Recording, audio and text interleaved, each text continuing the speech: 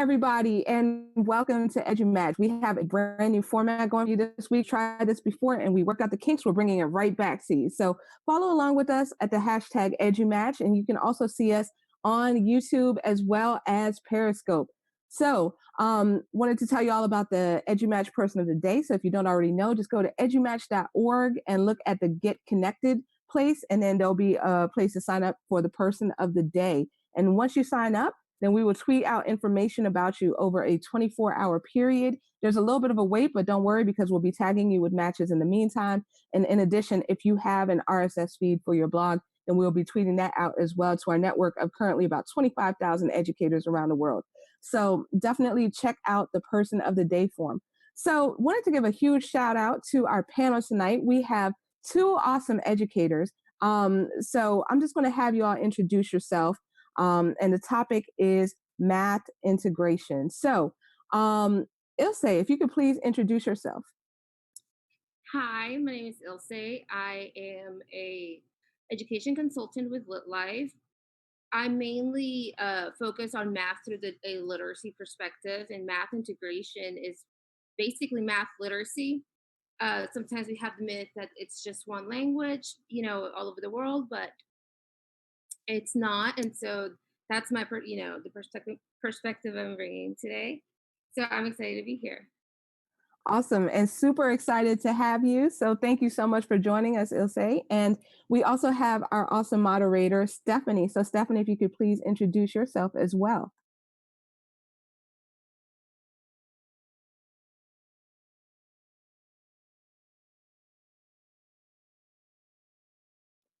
Okay, hi. Can you hear me okay? I just switched to my headphones.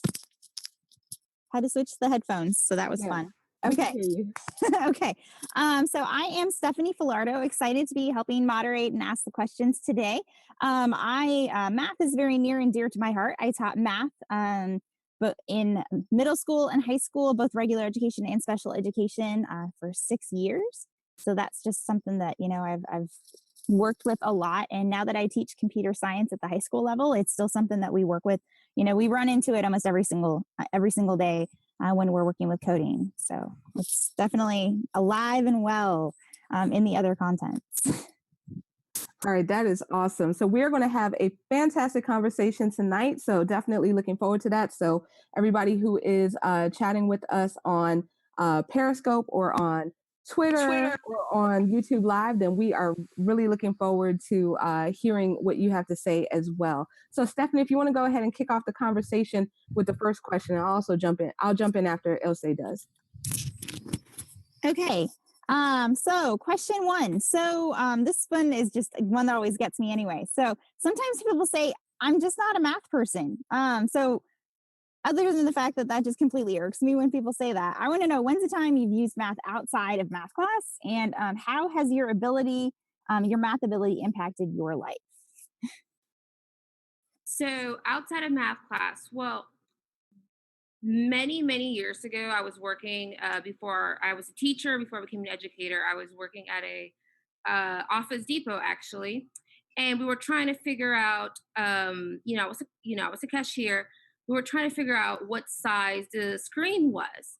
So we used, the Pythagorean theorem. Am I right? And to find the diameter, turns out screens are based off, look at the ABC. So that was really interesting. And I remember that was a long time ago. And I remember the person who was purchasing it was really surprised. So when people say I'm not a math person, sometimes I think that it's more of like the hidden language of math that I run into. That, for example, I am an English learner, and for students, sometimes when we say two, that can mean so many different things. It has like 8 different meanings in the English language, just that sound. So I think when people say I'm not a math person, it's just an opportunity to, find those moments where we might have had a gap or confusion. But it's really interesting. I think that's the one time I really remember, like, where I, used something that I didn't even think I was going to use. And that was over 15 years ago, I believe. So it's a lot of fun. Yeah. Okay, Sarah, what do you have? I know you're dying to answer this question, Sarah. What do you Yeah, have? absolutely. So in terms of math, I mean, I love math, and I came from teaching English language arts, but math has always been a great part of things I do.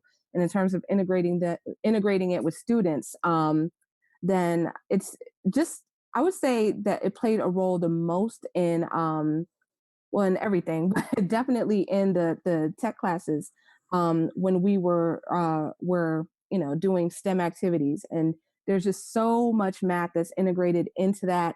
I actually finished my classroom teaching experience, a high school class, and I remember that one of our most powerful lessons was a simulation from oh gosh, what's the name of it? PHET, and it was a physics simulation through PHET where you had like a seesaw and you had like two different, you had to move the weight to one point to have it balance out and things of that nature. And I mean, it was just like really it was really interesting to bring the formulas into it and have the kids see, hey, it's not just about trial and error. There's actually something that you can use to calculate this. So you can actually save a lot of time and get yourself through the simulation if you just figure out the formula that will help you balance it out. So definitely love integrating math in all in as much as possible. I mean, it's part of our world. So absolutely. Yeah, I think I want to go back to what Ilse said because I realized I should have done that before I head over to Sarah. I had never really thought about that, about how many different meanings just the sound two has. Like that's just like that's the more that I think about that, the more that that's just sinking in. Because it's it's math is is a language all of itself, and I know that in college they would actually allow and I think it might have just been for some of the engineering majors, but they would actually allow upper level math courses to count as a foreign language credit underneath their requirements, just because it really is a language all its own. So man, that's something I haven't had the experience of working with too many students who are English language learners, but I know that's something I'm going to put into the back there and definitely help remind myself, because it's when at the high school level a lot of times they've been speaking English long enough that you don't necessarily notice, and so I'll just try to keep that in the back of my mind too. For me, I think that my favorite time to tell students that I use math is when I'm filling up my gas tank, trying to think about, like, because your budget is like just your budget, your daily, figuring out how much money you have to spend and allotting all of that is a math thing, like crazy in itself.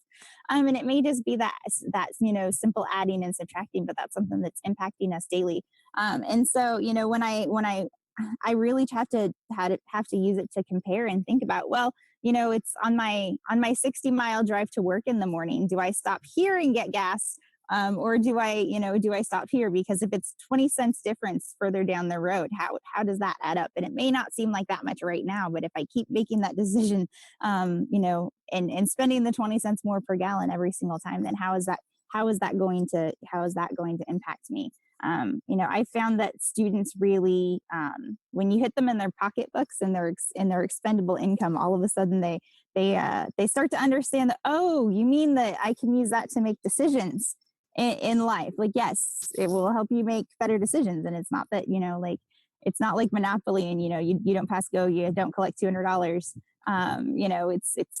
It's not always a life altering thing, but it definitely helps us make decisions.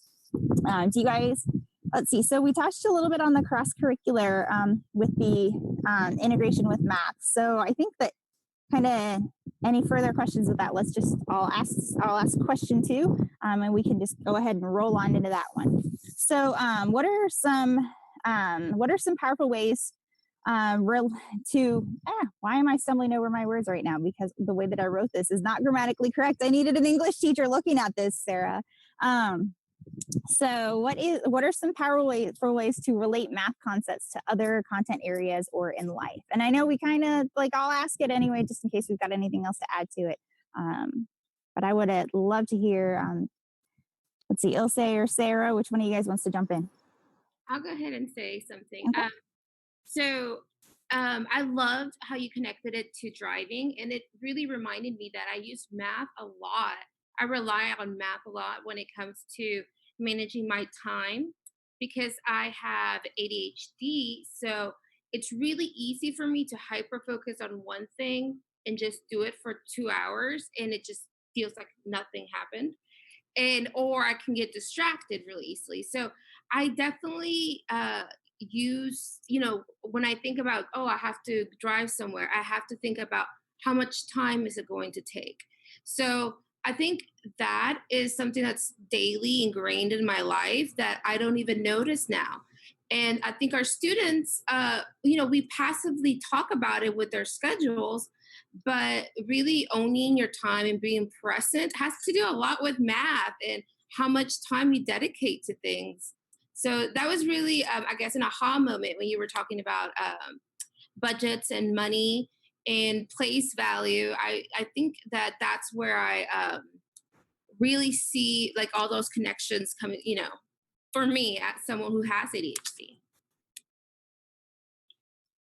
Yeah, that's I know I that whole rabbit hole concept of kind of being able to be hyper focused on, I do that a lot. I don't think I have ADHD. I think I just am passionate about passionate about some things, but yeah, it's that allotment of time too. And before I go on to Sarah, we had somebody on the Twitterverse who posted a picture of their kids outside at the pool. So we got Jenny Ellison. So we'll give a shout out to Jenny Ellison. Thanks for participating on the Twitter side. And she says that she's using math to keep track of all the kiddos in the pool. And that is, oh my goodness, that literally could be life or death there. So math is important. It's not just that comma and let's eat grandma that's important, guys. We got to be able to count all the kiddos too. Okay, Sarah. Yeah, totally. I love how you gave that Twitter shout out, and I love that Jenny, you dropped that in there. Absolutely. So math is everywhere, and it's super important. And all of these different content areas, they're separate in this country, but I've heard of some countries where they kind of have more of an integration. Like for example, I think I heard Finland or something like that. So I'll definitely look, and if I can find that link, I will drop it on the Twitters. But in terms of ways to integrate math, then there's so many things that just kind of lend itself to that. I already kind of mentioned a STEM example where there was a lot of science in there. There was reading goes with math. A lot of times, I guess the obvious thing for me would be word problems. But there's so much more as well. And social studies, absolutely, because you can look at the difference in mileage between like various places. So I mean, for me, the ideal would be to collaborate as a team, a grade level team perhaps, and see where these connections can be made, because I think that really brings the relevance to the learning of our students. So also maybe bringing it into PBL and things of that nature. I definitely think that definitely helps make it stick. Okay. Oh, I was starting to talk there and I was muted still. Okay. So let's see. And I think that as far as like cross curricular, like I actually had my geometry students last year. I'd written a grant and we got some tower gardens. If you guys aren't familiar with the tower garden concept, it's like hydroponic, but it's not, because I'm explaining it badly. Any tower garden people who are going to be listening to this or watching this are just like, what is she talking about? But look it up. It's a pretty cool thing. There's a guy in New York, and it's Stephen Ritz, I think. He had them in the White House and did a lot of stuff where he was incorporating that into his classrooms. And there was a lot of measuring that my students had to do for that. There was planing out. There was kind of talking about the concept of, if you think about just like probability wise, why you don't just put one seed in a spot when you are planting it, because what's the probability that's going to work. But I had my geometry students, we needed a place to start growing our seedlings, because you can't just put them straight into the tower, because they need to be able to have a little bit of winds on them, so that way, because when you're growing inside, like, it's completely different than growing outside, because there's that, it's stagnant air, so they're not going to be able to support themselves. So we from the ground up, the students planned the entire process of building kind of this indoor greenhouse, to figuring out what dimensions everything needed to be, so that way we could fit the right amount of plants in it. And it ended up being, it took way longer as a project than I ever thought that it would. I'm glad that I had the flexibility to have that small group of students work on that. But that was something that was a really cool take for me, even within a math class, to be able to kind of bring in some science and just kind of some real life. People kind of like gardening outside of school sometimes. So I'm hoping that maybe it's inspired some of them, even in their lifestyles, to kind of bring that in as well. Oh, and I see Sarah tossed in the link for on the Edge Match for what Tower Gardens are. It was a really cool project, and the students came in and they just wanted to eat lettuce, and that was awesome. That never happened before. So that's what I'm talking about. That's a whole nother Tweet and Talk episode we could do there, Sarah. So I'm looking at the time, so we need to probably swing into question 3. So question 3, team paper versus team digital. Which do you pick, or combination? Because trust me, like we know that the world is not just all one way or the other. So which do you pick, team paper or team digital, or a combination of both, and why? I'll go first. I think that if we really have our feet on the ground when it comes to math literacy, we have to pick both, because coding is so integrated with math, our Excel or Google Docs, everything, even when we use spreadsheets, we sum differences, all those things are so integrated that I believe if we ignore paper or digital, we really are only, empowering our students to use math in one piece of their world, because their world, from our phones to everything we do, and when we write in HTML, math is everywhere, that I don't think we have the choice anymore to just pick and choose. Now we have to just reflect what our students need, and that's like a holistic integration. Okay, and I'd seen Ilse, you said that you wanted to say one more thing. Let's backtrack to the thing you wanted to say before, because I missed that before. So talking about, just go ahead and say it. Oh, I was just going to bring up coding, because coding is a language, just like we have so many coding languages. And when I really sit down and think about it, uh, when we interact with our computer and when we do a lot of things, we have to be able to read math in context, not just words spelled out, the numbers spelled out, but the numbers in context, because they really affect um, all of our technology and our calendar. So I really do think it's both. Maybe to see the process, I could understand a child wanting to write it down, but I definitely think there's a lot of room for us to grow in teaching math within the digital world. And I really want to see that happen more, because that's such a huge literacy that's really dominating right now. Yeah, and that really is connected to your answer that you just gave of the team paper versus team digital. Not that there's really teams. I don't know that anybody's necessarily choosing sides, but people seem to have this debate all the time. And really, yeah, in computer science and coding, you have to be able to know how, like, you can't just handwrite it in there. You have to know how it has to be represented so that the program can understand it. And that's something that my students struggled with a little bit. Like the division symbol does not exist on the keyboard. How do you type that in to be able to have something work? Because if you want to take the average of something, which is pretty common in computer science, then you've got to be able to figure out how to put that in there. So yeah, it's definitely, it's a language all its own. Let's see. Yeah. Okay, let's go to Sarah, and then we will kick off question 4 after Sarah. All right, cool. So this question about the team paper versus team digital, I definitely have to second what both of you are saying in terms of it kind of being the right tool for the right time. So, if an activity lends itself to, something digital, then definitely by all means use digital. But if the activity kind of lends itself more towards paper and pencil, like for example, if it's something that the kids need to like design by hand, I know you can do that digitally, but sometimes it's good to give them the choice in many situations, because it might be more efficient, like just doing a quick sketch prototype by hand. So definitely, I would say that it would be a matter of choice from the student and hopefully also the teacher. So depending on the activity.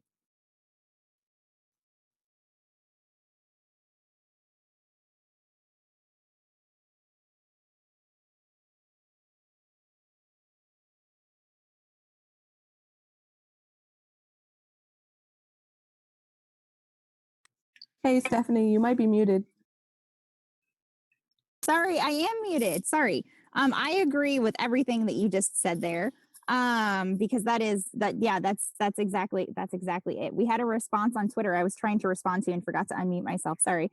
Because I wanted to share. So Francoise, can't say your last name. I'm sorry, I'm not even gonna botch it. But says Team Digital with great Wi-Fi and Team Paper if Team Digital struggles with accessibility. So it just kind of, yeah, it's definitely the right tool for the job. I found that one thing that I really liked doing when I was having students do math on the screen is I had these old transparency sheets because who uses those anymore, right? Like, of course I do because I find a use for everything. So we take a transparency sheet and put it over the screen. So like over the screen. And then they'd use a dry erase marker. And that was great with graphing activities. But even just kind of writing stuff out, some of the kids would, but then they had it so they could use it next to them as a whiteboard or they could put it up on the screen.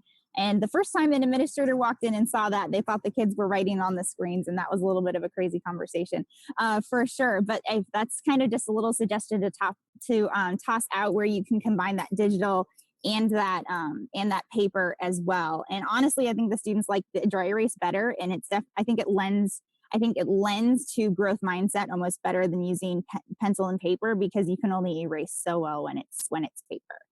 So thank you, Francoise, for pointing that part out because that is important. That access, you have to have the access to it as well.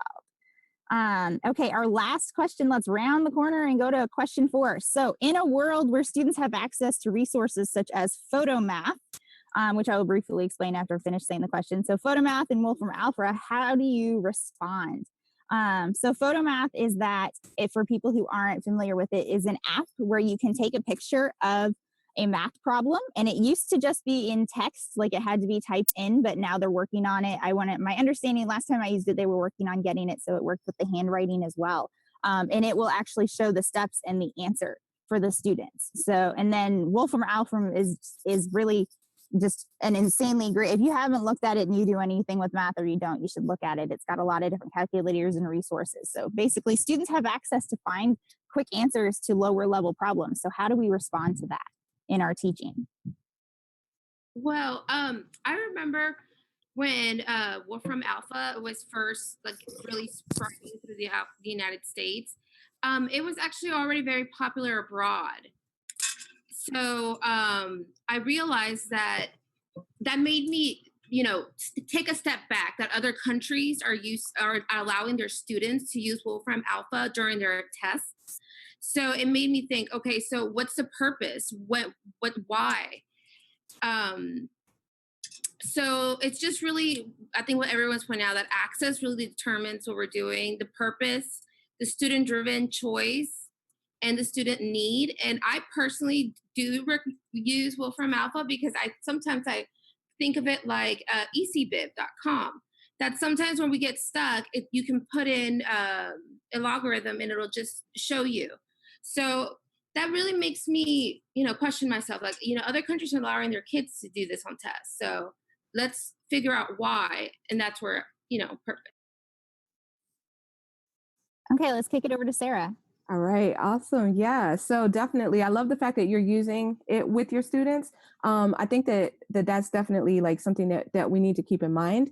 That that these tools, they're going to use it, with or without us. So definitely embracing it and seeing what it has to offer is highly, that's definitely the way to do it. So yeah, but this has been such an awesome conversation, and I really, really, really want to thank both of you. Thank you, Ilse, and thank you to Stephanie. Just a great conversation, great moderating, great answers to everybody on Twitter that was tweeting along with us, and thank you to everybody who is watching us on Periscope and on YouTube Live. So we're going to go ahead and wrap this up, but we're going to take a break next week. And we will be back the following week where we're going to be talking about building relationships with students. So check out edumatch.org if you are interested in signing up for the panel.